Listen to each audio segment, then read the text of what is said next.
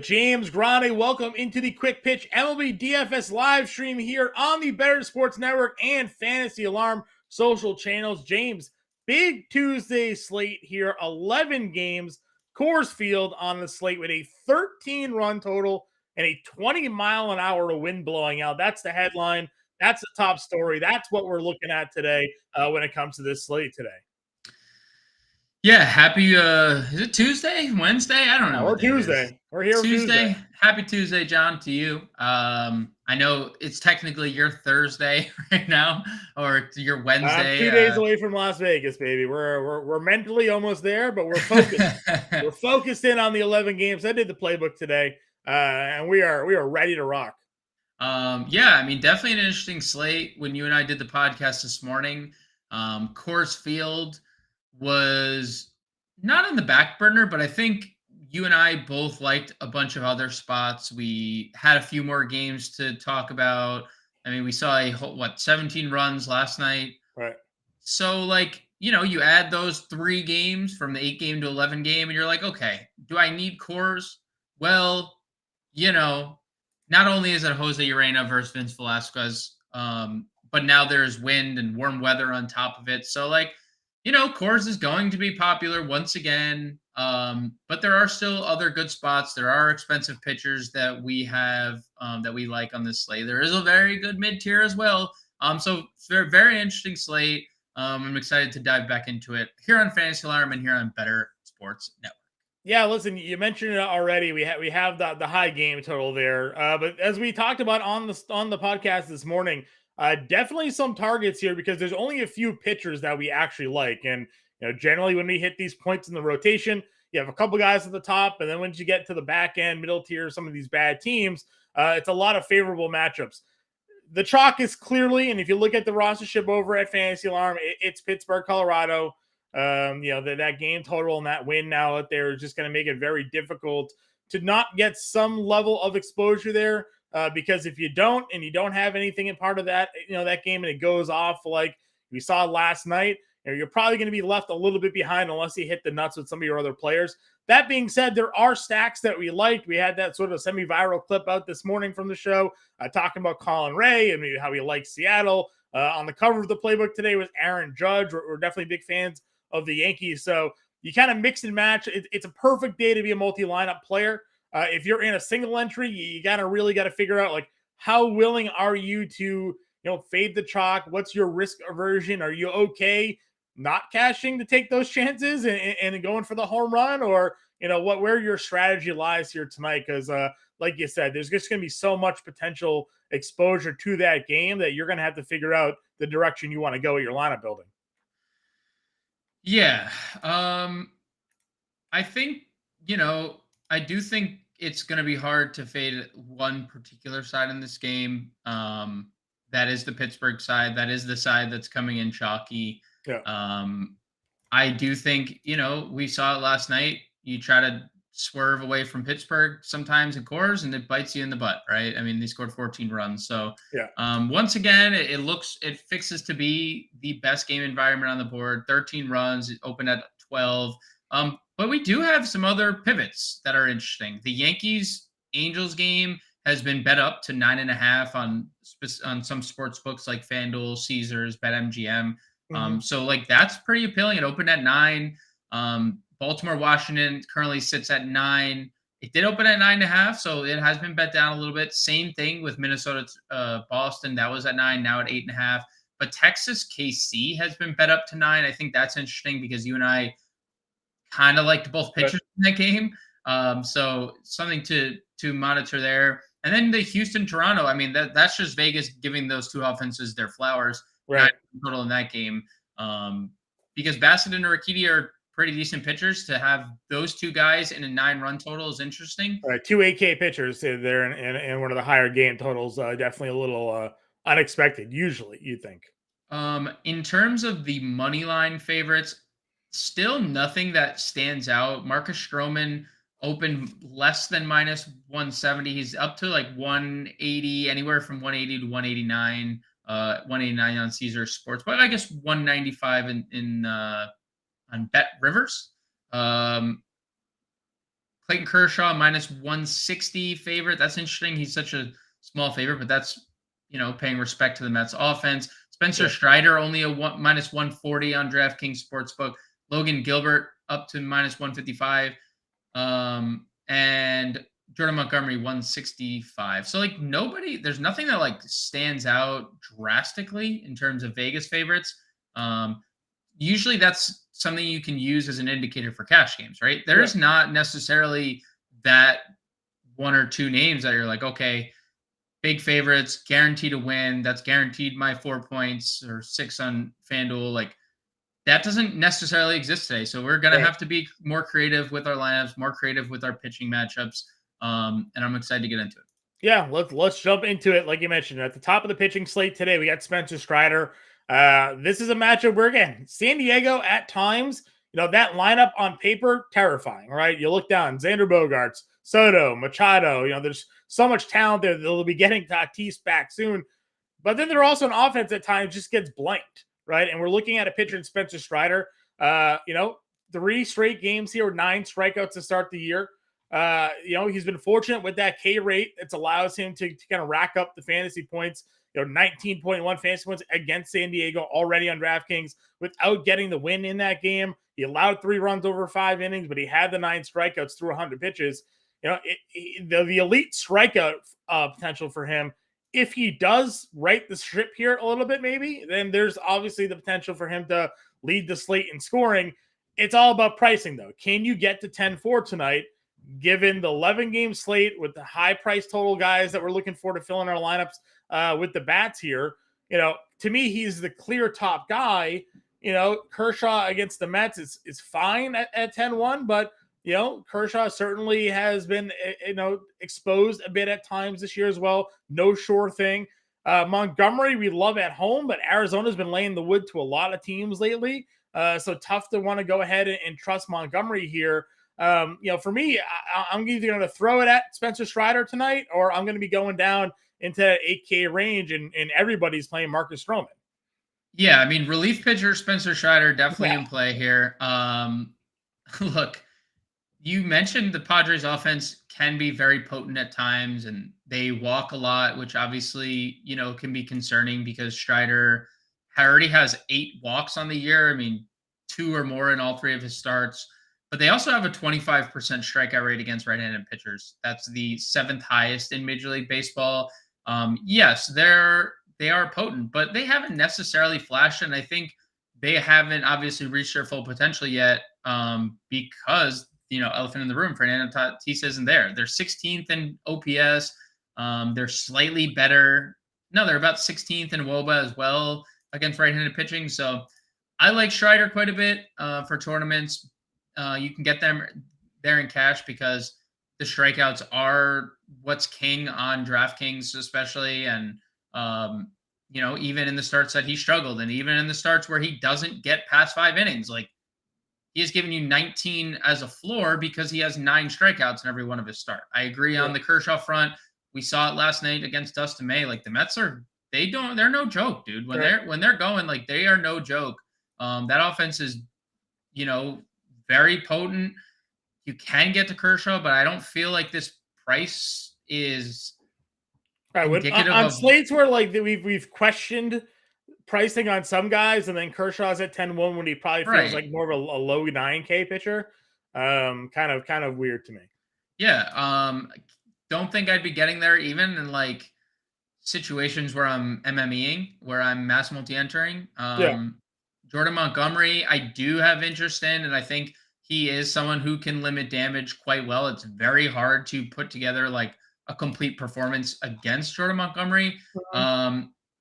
Arizona, 695 team OPS, middle of the pack against lefties, 21.5 strikeout rate is kind of on the low side, 17th in baseball, but you can get to Montgomery. But I agree, not playing Tyler McGill, just can't get there. Not if there's not at 9,200 when he's had 6 combined strikeouts in his last 2 starts, and when you could just play this next tier of guys who all project so much better than Tyler McGill, and honestly probably project better than Clayton Kershaw too. Right. Yeah, for sure. I mean, Stroman's the guy. We talked about it. He's going to be the chalkiest pitcher on the slate. Just sort of given the recent success this year, the strikeouts for him have been great. You don't usually see Stroman in the past, not really a big strikeout guy, but almost a strikeout per inning, limiting the damage, big ground ball rate for him. It's a big ballpark in Oakland. And we were, you and I yesterday, we kind of thought Oakland maybe was a sneaky little play there against Wisniewski. Started off kind of okay. They got some guys on base, but ultimately their offense it's just not good. It stinks. It stinks. It's just very bad. So Stroman tonight, I don't think is going to have any trouble at all here. And at that price point, he just feels like a lock and load guy. He is a lock and load guy. The ground balls have been tremendous for Stroman. The strikeouts have been even better because we know that he is a ground ball pitcher. That's been his MO since, coming into the league. Hasn't been able to stay healthy, but the strikeouts now catching up is awesome to see. 5 fly ball outs combined in 3 starts is insane. And plus, even if he does give up one of those fly balls tonight, he has the best ballpark to do it in. That's what it is, right? So, they're only Patrick Wisdom, has the power to, hit multi home runs there last night. So, no, I'm with you there. I think that's a clear starting point for a lot of lineups today will be Stroman. And then it's all about where you go next. We have discussed the Red Sox lineup and Sonny Gray's pretty good start, but randomly gets pulled 5 innings, 76 pitches the other day. Boston at home, their offense has been pretty good. Yoshida's back to hitting cleanup. They got Devers and Verdugo. They got some lefties in that lineup against Gray. Logan Gilbert gets Milwaukee, who we always talk about. Either Milwaukee gets shut down or they hang up 10 runs on you. We love Gilbert. We think he is a stud of the making, if not kind of already on the come there. I think he certainly fits into a lot of lineups at 8,500. But I was surprised, and I don't know what your thoughts are here. Blake Snell's rostership expectations here tonight, a little surprising to me. Against Atlanta, a lefty. I know there's strikeouts upside there, but I mean, he hasn't been all that good. He faced Atlanta already and gave 4 runs in 3 innings in that game. They drive up pitch counts on him. He's not efficient. If you're telling me 30% of the field is playing Blake Snell tonight, I'll gladly give them that. Yeah, I mean, I don't know what the field necessarily sees other than price. But when that's the discussion, it's like, okay, but in the same tier of pricing, we have Stroman, Gray, Gilbert, who are all in better spots. Right. You'd think better spots. Well, I mean, no, it is. Atlanta is 3rd in OPS against left-handed pitching, 877 as a team. They have one of 7 sample sizes over 200 plate appearances. So it's not like they have the least amount of plate appearances in the league to go from. They're in the top half of the league in terms of plate appearances against lefties. 3rd in OPS. 2nd in WOBA against left-handed. The only thing is last year, obviously Blake Snell had those elite home numbers, but again, last year to this year, that doesn't always necessarily follow through. Faced Colorado at home, 4 1/3, 3 earned to open the season, had 9 Ks there. Colorado stinks. Went into Atlanta, lost, went into New York, obviously got hit around there, 9 walks in those 2 games. I'm just, again, not an exact science, this draft percentage, prediction game here, but I saw 30% and I was like, thank you. I guess I'll take the field till 30%, taking Snell here in a tough spot. John, I would rather knowing that, because when I saw that too, I was like, I'd rather just stack Atlanta. I would just much rather.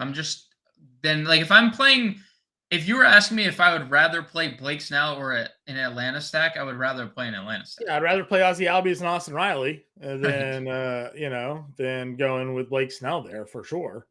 Again, that to me just kind of stuck out. I was a little surprised to see that number there on him.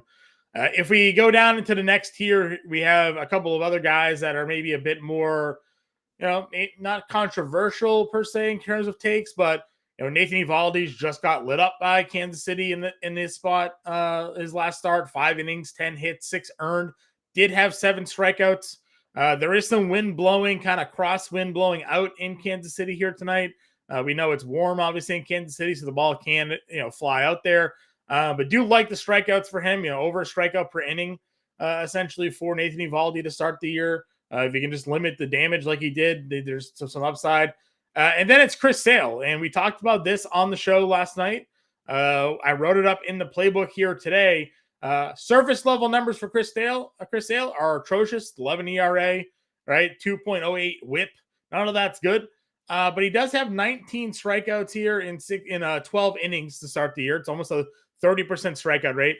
Minnesota has a pretty high strikeout rate against left-handed pitching to start this year as well. So a potential good matchup for him in terms of the opponent here. 28.1% strikeout rate against left-handed pitching for Minnesota this season. And then if you just look a little deeper into some of Chris Sale's numbers here, he's got a sub-4 xFIP in Sierra. So, if you're a sabermetrics guy, and skill interactive ERA and the xFIP there with a normalized home run rate, he's not pitching to an 11 ERA. He's pitching closer to a 3.5, 4 ERA, which you can get by if he's going to be striking out guys at a 30% clip. And maybe they pull off the win here tonight against Sonny Gray, and you're able to kind of capitalize on some of the fantasy production here at Chris Sale. Ooh, we just got a Pirates lineup, John. Not good for us. It is a doozy. Let me tell you, it is a doozy. We'll get to that because I think you made a lot of good points on Chris Sale, and but why don't you take a look at it while? Yeah, I mean, I think those two names in Eovaldi and Sale, another two, like I'd rather take shots on those guys than Blake Snell. Right. Truthfully, we're saving money. Yes, Eovaldi just got rocked by the same team. But when you look at Kansas City's offense this year, they've been atrocious. Yes, their top 4 of their lineup is good, but outside the top 4, they are not. They have a 25.1% K rate against righties. They have a 589 OPS against righties. That is now dead last. That is, John, worse than the Detroit Tigers and the Washington Nationals. And again, it would have been a lot worse had Jacob deGrom not got hurt last night because that guy was probably throwing a no-hitter. So and it would have been a lot worse without their one explosion against Nathan Eovaldi, which, I mean, let's face it, Nathan Eovaldi's turned into a good pitcher. He's not going to get shelled every time he's on the mound. So I do like Nathan Eovaldi quite a bit here, and I hope people shy away from. It's like in a basketball player playing against a team having a bad game just because he shot the ball poorly, but he took 20 shots. Like, okay. Nathan Eovaldi had 7 strikeouts too. Like it is what it is. He got beat by Bobby Witt and company and move on. Yeah. I also kind of want to point out there with Chris Sale and Eovaldi, kind of the same thing. Look at Chris Sale start against Detroit. 5 innings, 3 earned runs allowed, 3 walks, 7 strikeouts. Like that's not a good line for Chris Sale. He had 19 fantasy points because he got the win. Yep. Right. So if the Red Sox win tonight and Chris Sale gives you 5 innings, 3 earned, 7 Ks, and he gets you 19 fantasy points at 7,500, that's a win. That's exactly the job that needs to be done there. So, if he can go out there, again, 28% strikeout rate by Minnesota, if he goes out there tonight and gives you 5 1/3 with a couple of runs, but a high strikeout total, and the Red Sox offense, the way they've been swinging the bat at home, comes through again against Sonny Gray, Chris Sale can pay off that price tag today. So, for us, we like Eovaldi and Sale in that mid tier. But you were right on Jordan Lyles last night, and we're kind of willing to go back to the well with Brad Keller here today.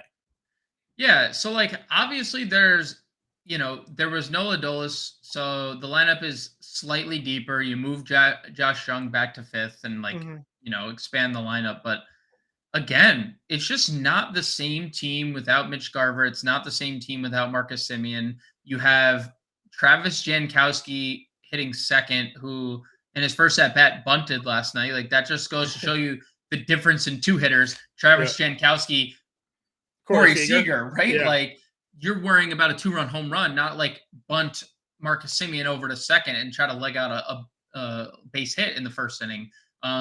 And the end of the lineup is Gross, man. And that was a good play on words because Robbie Grossman's hitting 6, John. Ezekiel Duran 7th, Brad Miller 8th, and Sandy Leone 9th. Like, it's just both teams in this game, it's a Spider-Man meme. They're both like top half of their lineup is good. And then it's like, well, what happened after the 5th hitter, right? Mm-hmm. And the Rangers are cherry on top, batting Travis Jankowski in 2nd. So there's still some strikeout upside here with the Rangers. Just under a 23% strikeout rate is interesting. They do have obviously the power upside. They don't walk a lot. So, Brad Keller, anywhere around the zone. I mean, this guy can be a little wild at times. We've seen 4 and 3 walks already. So like this kind of plays into his hand. Like he can make bad pitches that the Rangers swing at and soft contact comes after that. So super early in the season for him, but he's working off of a career best K per 9 at the moment. Right. But a lot of the numbers for him like aren't awful. He's got a 2 ERA. He's not a 2 ERA pitcher, but his FIP is 3.97. So it's not like we have these guys where we talked about like Kyle Freeland, Zach Greinke, where they're pitching to a 2 ERA and their FIP is 6 or 7. Brad Keller's a 4 ERA pitcher. He's currently pitching at a 2 ERA, but his xFIP isn't worse than a 4 ERA, right? He's basically right in line with what he should be for his career, which can be serviceable in the right matchup. And he's home in Texas, like you mentioned, after that top half is beatable. So, if we're looking for some value on this slate today, I think for sure Brad Keller is someone that has some interest to me here. But other than that, I don't think we're looking anywhere else here, right? No. Just to add one more note on Brad Keller, 53% ground ball rate as well. So anyone trying to hit the ball in the air is just going to have a tough time against him. Yep. Making a bunch of divots in the ground against Brad Keller there. Yep. Over at the catcher position here, we got obviously some lineups are filled in, so we got a better idea of who's playing and who's not. I generally am not one to spend up for catcher, but we do have, Adley Rutschman against Josiah Gray as a matchup we generally like here. You mentioned Gray not giving up as many home runs because he's not throwing his fastball. I don't know how long you can get away with not throwing a fastball in the major leagues. Eventually, they'll just start sitting on your breaking ball. Rutschman's at $5,400. That's fine. Sean Murphy, you mentioned maybe just stacking Atlanta's a way to go. He's $4,600 here against Blake Snell. Starting to heat up. And then we hit our mid-tier guys. Yan Gomes is $2,900 and Higashioka is $2,700. Yeah, so for context, John, on the Josiah Gray thing, okay? Yeah. So last year, in his year of home run, because that's all can be chalked out, he just gave up a bunch of home runs. He threw his fastball 43% of the time. This year, it's down to 28%. So he's cut it 15%.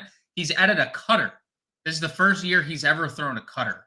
And he's throwing it almost 19% of the time. First year he's ever thrown it 19% of his Mariano Rivera made a living throwing a cutter, True. So True.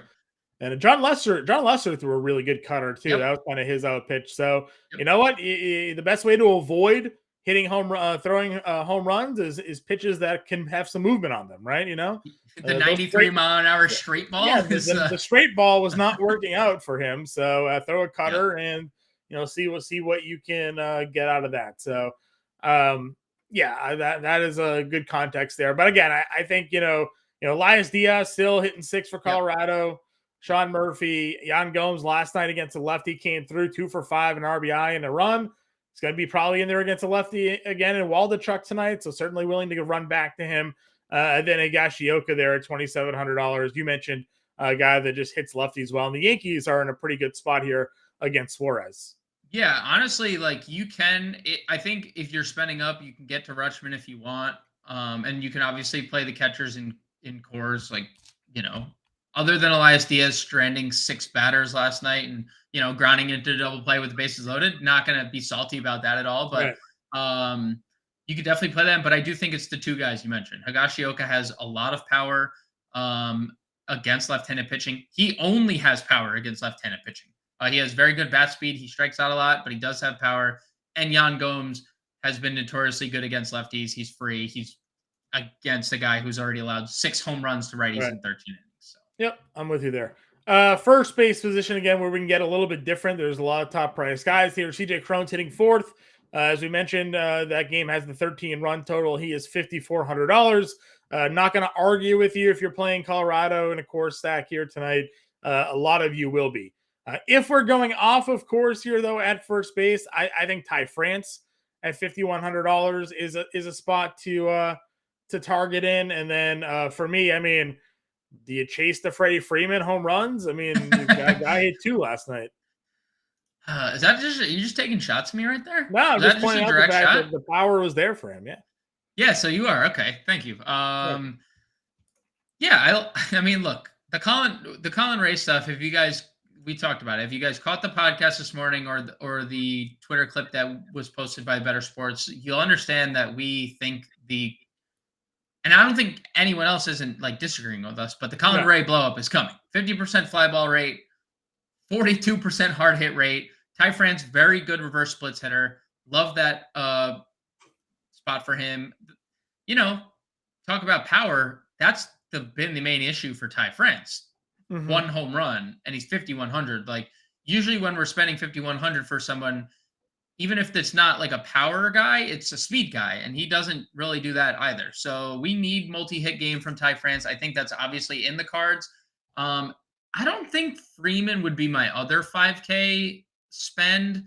I think it would be Ohtani. And Clark Schmidt just hasn't been good. And Yankee Stadium is just very unforgiving if you are not good there. And lefties are what's biting Clark Schmidt right now.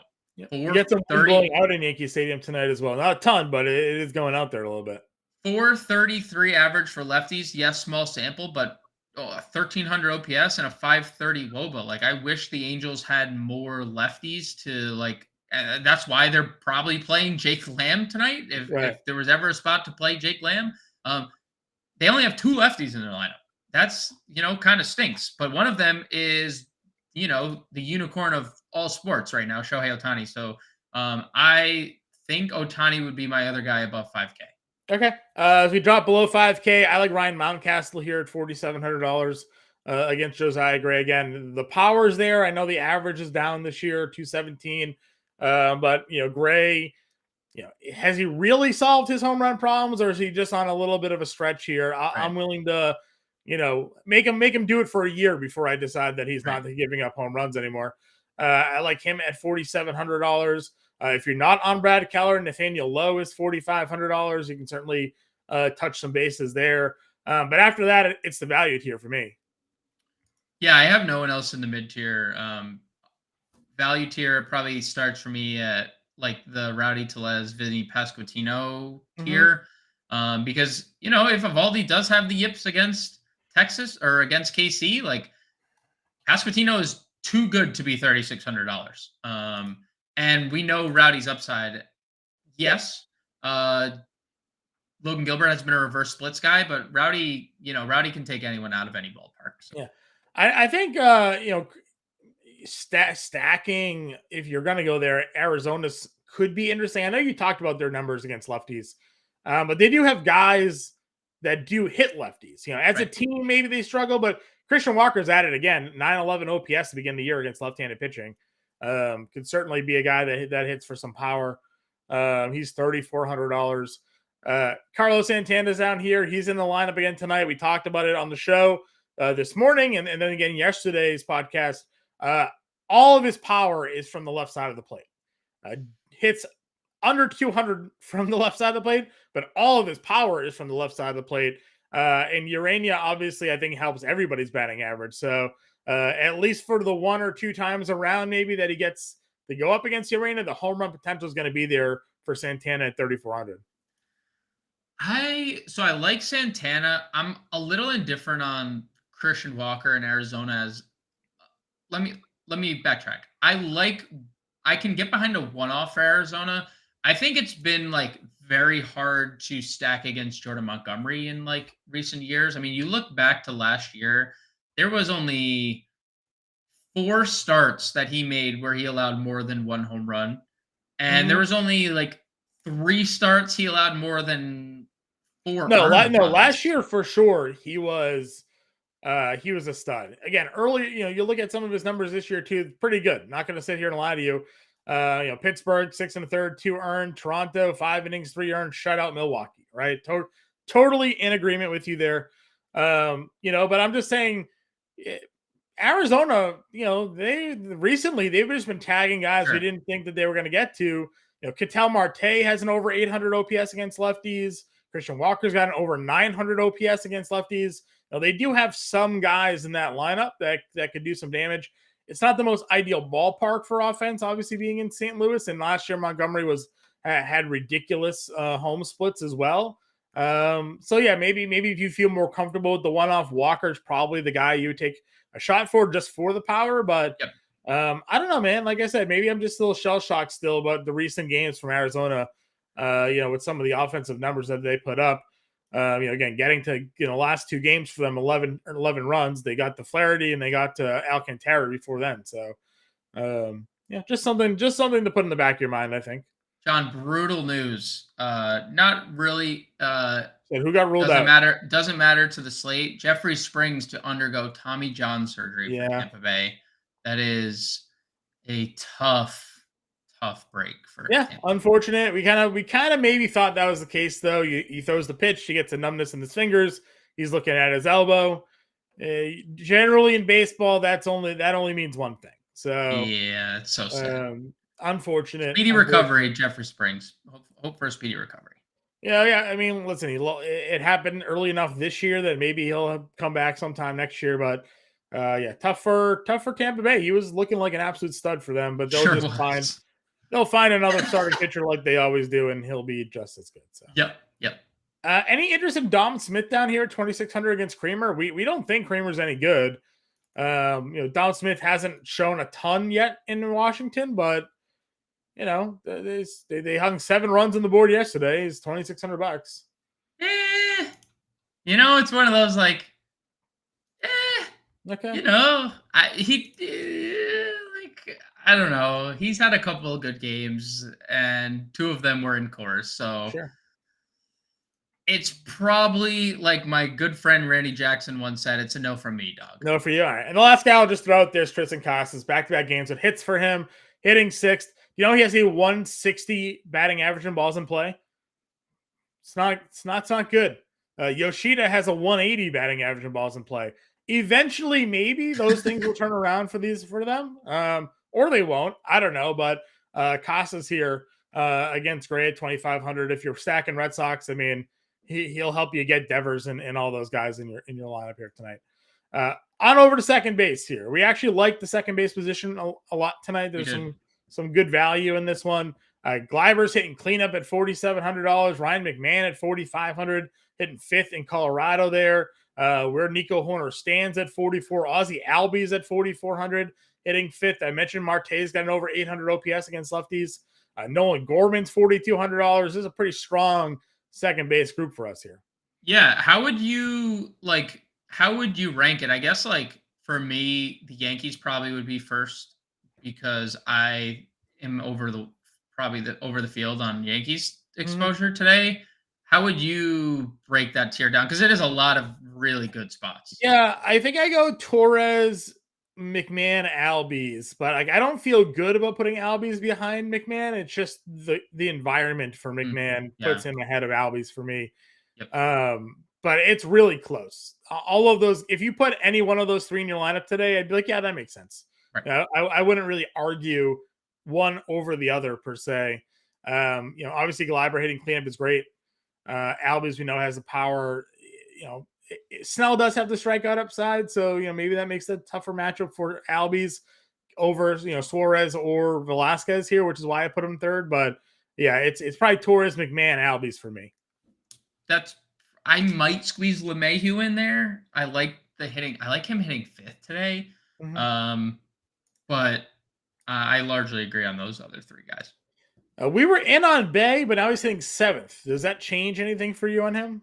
Yeah, probably a little bit, especially considering he's 4K. I'd be okay with it if it was, 3,100, 3,200, but not quite the wraparound ability there at 7th either. Not great.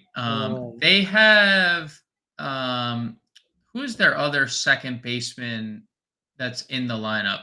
Tucapito. Yeah. Tucapita. He's hitting he's second base outfield eligible.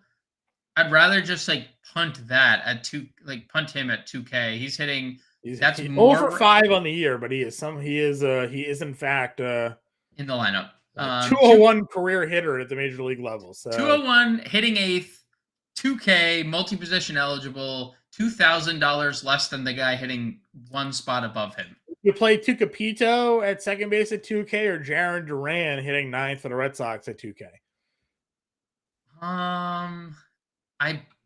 That's a good question. I'd probably just not play either, but if I had to pick, it would probably be the guy in Coors Field. Really? Okay. I would take Duran over him. No homer bias, but I think I like Duran. We mentioned him on the podcast. Like that, it's not that I don't like. I like the eligibility for Marcano a little bit, and I like second. I guess I could be swayed to play Duran because Tucapito has second base eligibility, and maybe on a different slate where usually we're nah, second today is just whatever. Today it's not just whatever. No, listen, we talked about the top guys, but even in the value tier here, if you go past Bay, Dubon leading off again for Houston. Yep.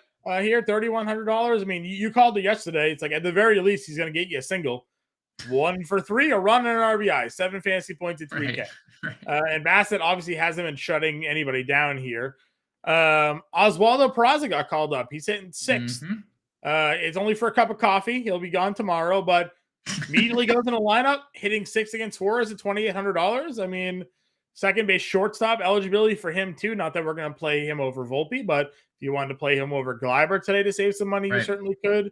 There are definitely some other value guys down here. Luis Garcia against Creamer, dude, $2,200. Mm-hmm. That guy's got hits in 5 of 6, 6 of 7, something like that. Homers in 2 of the last 3. I would play Luis Garcia before I played Tucapito here. So that's my. I guess I don't disagree with that.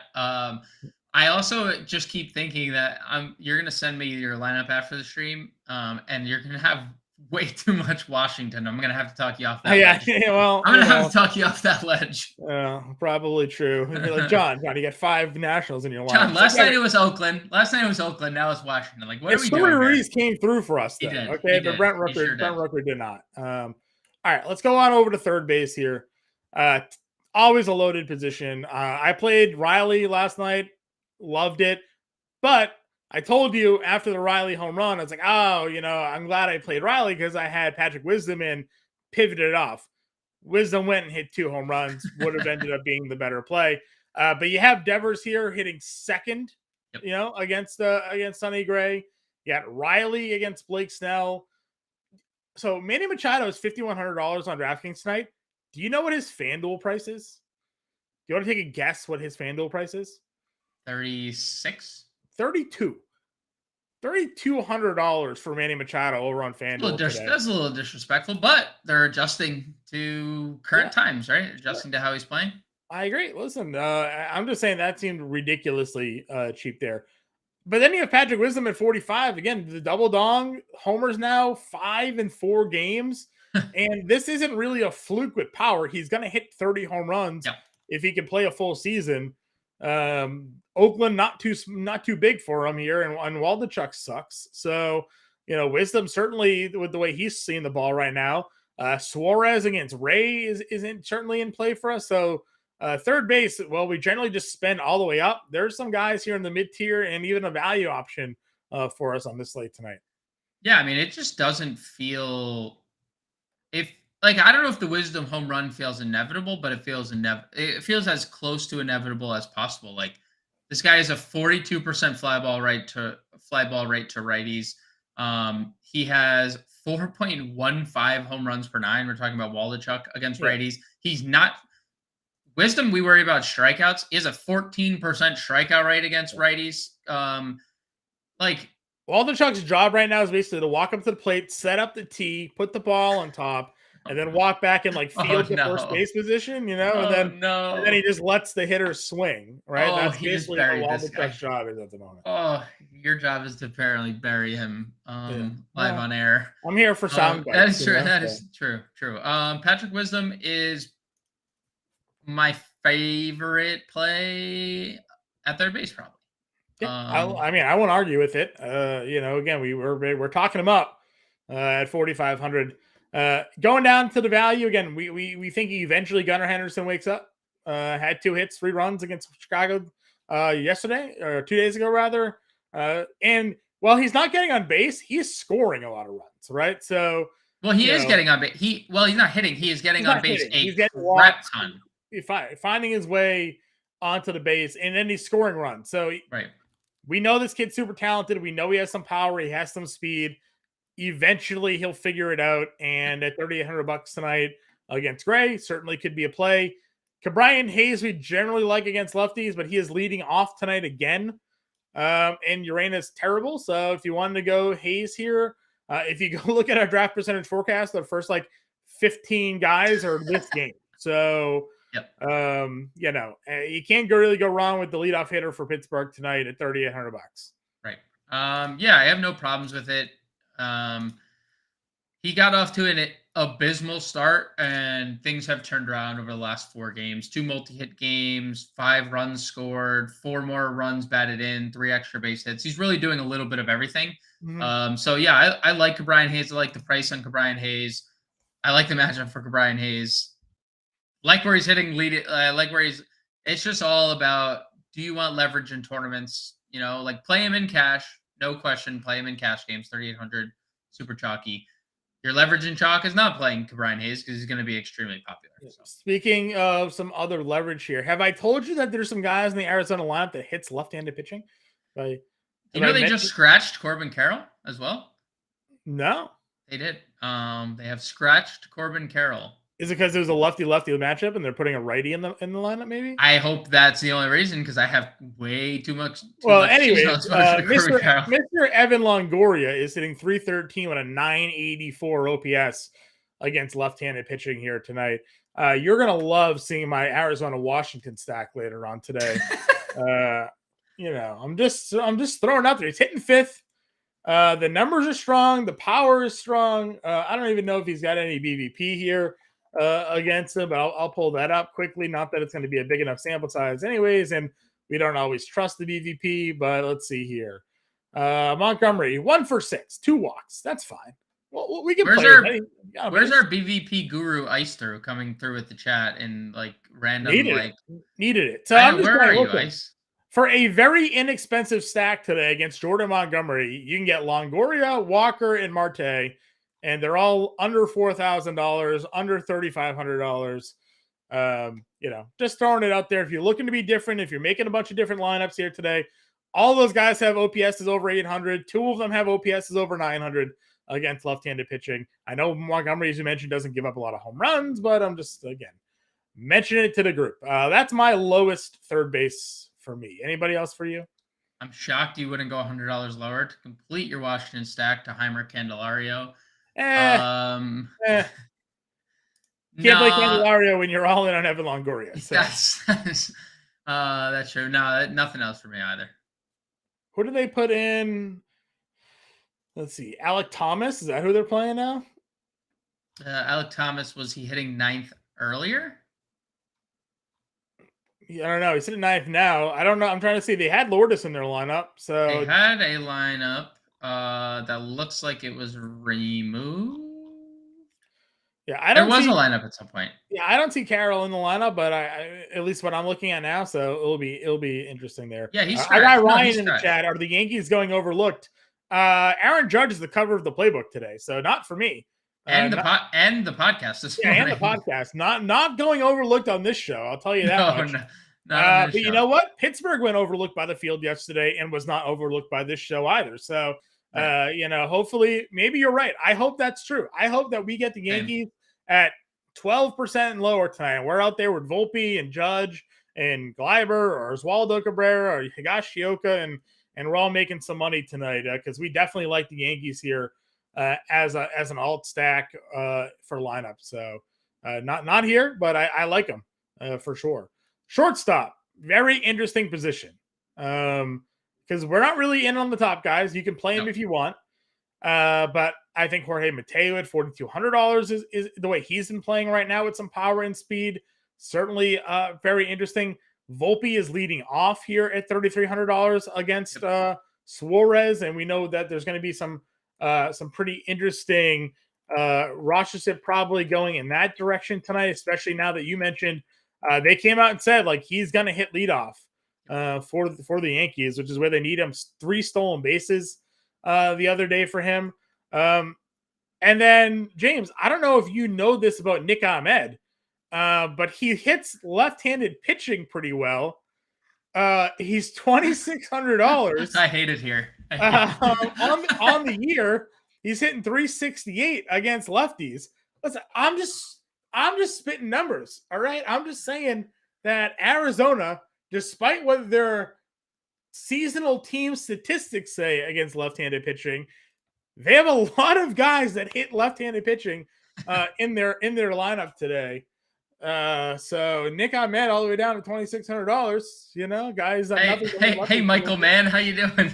Yeah. Michael Mann, shout out to you in the chat. How's it going, brother? Happy Tuesday. Yeah, listen, Michael, if you got any questions, feel free to throw them in the chat. We're out here. We're making lineups, mostly Washington and Arizona stacks today. But we're Michael, we're never gonna see you again, and we can blame John for that one. I know. No, listen, we're just looking for something other than playing the 13 game total there in Colorado, Pittsburgh, because everybody's on it. They're all in play. Build a lineup around it. 100%. It makes sense. But if you want to play CJ Abrams from Washington tonight, he's also in a good spot hitting 8th. Any other shortstops? You obviously I jumped around the tiers here, James. I really just wanted to hammer the Nick Ahmed point home. Where are you going at shortstop tonight?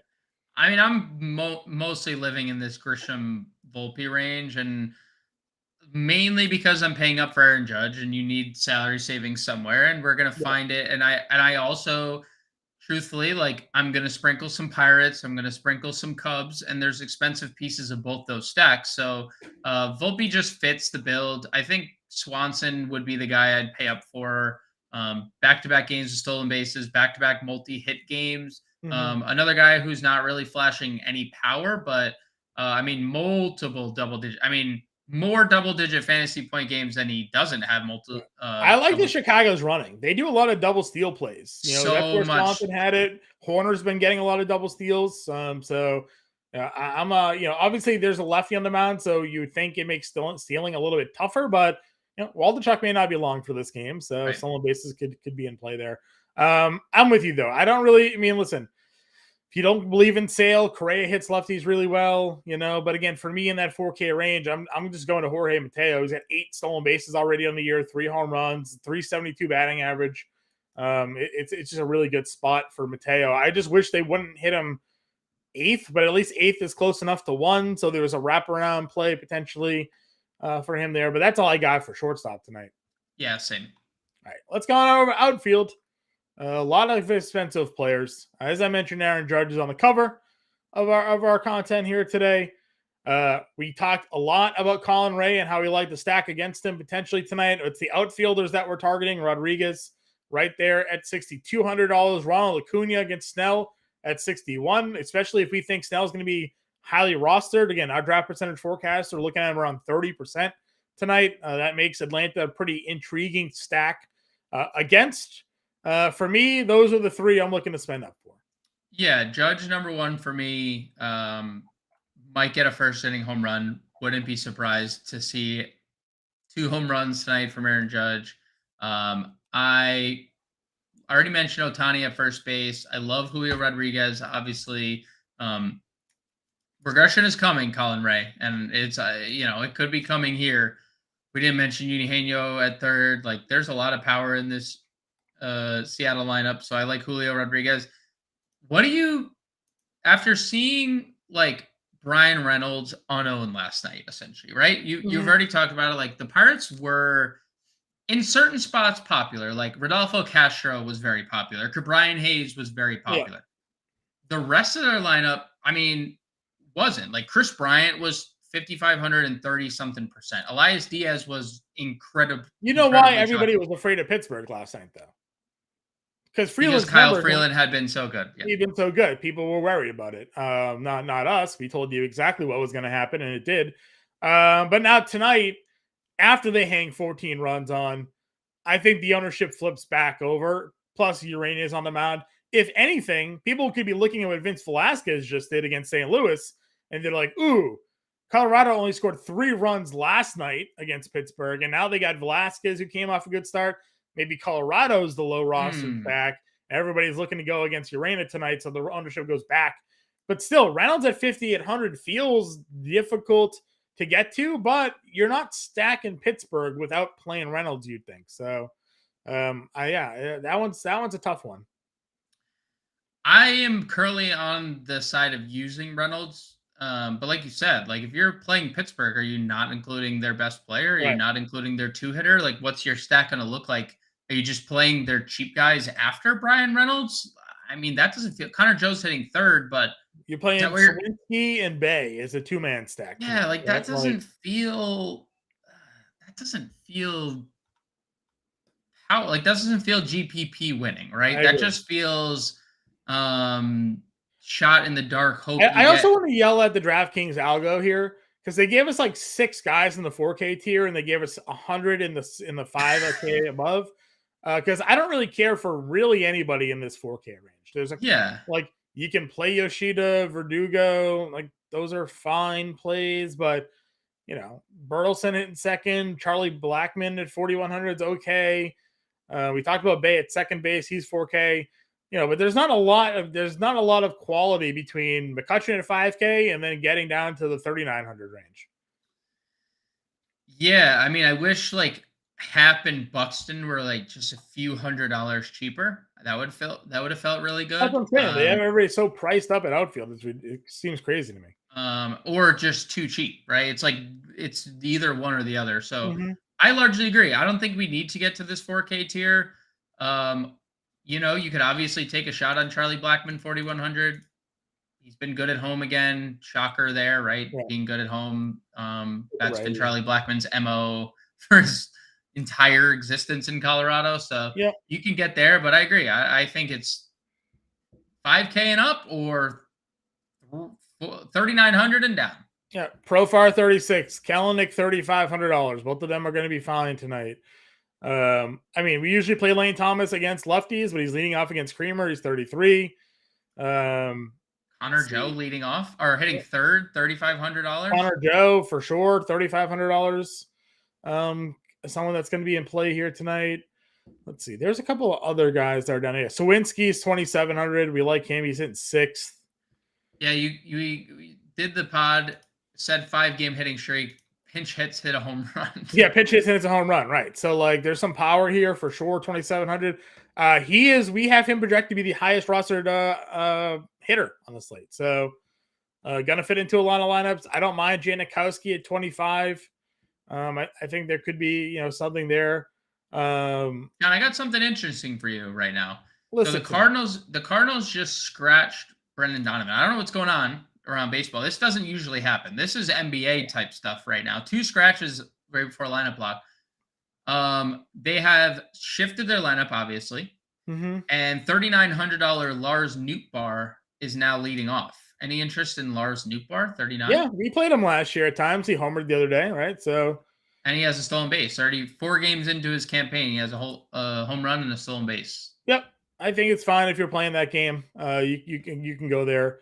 And Burleson hitting third, by the way, John. What? Your boy Burleson hitting third. Okay, so they have what? They have Goldie. So it's Goldie. Arenado hitting 4th. Yeah. Nope, Arenado not in the lineup tonight. Oh, it's Wilson Contreras hitting 4th. Nolan Gorman hitting 5th. Interesting. O'Neill 6, Carlson 7, Motter 8, Edmund 9. So some big differences in the Cardinals lineup. Yeah, Burleson in 3rd is interesting. Okay, that plays. And then Duran's 2K hitting 8th tonight. That's probably my last outfielder. Yeah, that's probably it. Because You can't play any of these Yankees. I'm shocked that Oswaldo Cabrera is not in the lineup. And they played Hicks and IKF on the same night. Like, that is a brutal thought. And maybe that goes into what Ryan said earlier. Like, are the Yankees going overlooked because they're using Kiner Falefa and Aaron Hicks in the same lineup, which is an absolute nightmare. But Duran, I would take a dart on Duran. I don't think we need to, and it's probably the same thing for Tucapita. Like, I don't think we need to go to either of those guys. Yeah. But they are both stone cold min salary in lineups. Yeah. James, before we make our lineups for tonight, I got to get you know, Tuesdays are Tour Junkies golf days on Better Sports Network. Join David Barnett, Pat Perry for entertaining and informative golf talk, including interviews with PGA Tour and live golf players and caddies. Have more fun with golf and win daily fantasy sports and betting with Tour Junkies. It's tonight at 7 Eastern on the bettersports.com and on YouTube, Twitter, Facebook, and Twitch at Better Network. So PGA DFS this week, the Zurich Classic, a little match play going on there. Check out the Tour Junkies tonight at 7 o'clock. James, a couple more minutes left in the show. Let's build our lineup. I know we're going to be plugging in Marcus Stroman. Who is our SB2 on tonight's slate? What are you thinking, John? Do you want to get? I mean, I think I was in this. I was in that same tier. I was between Sale, Evaldi, and Brad Keller. I know on the podcast we went Keller, but I'm perfectly fine getting to Sale because I do think there's some pretty good upside. They're leading off Donovan Solano tonight. Yep. Where are we going at catcher today? Are we going Yanni or are we going Higashioka? Let's go Gomes. We're gonna get Volpe. We're gonna get Judge. Yep. I'm just gonna.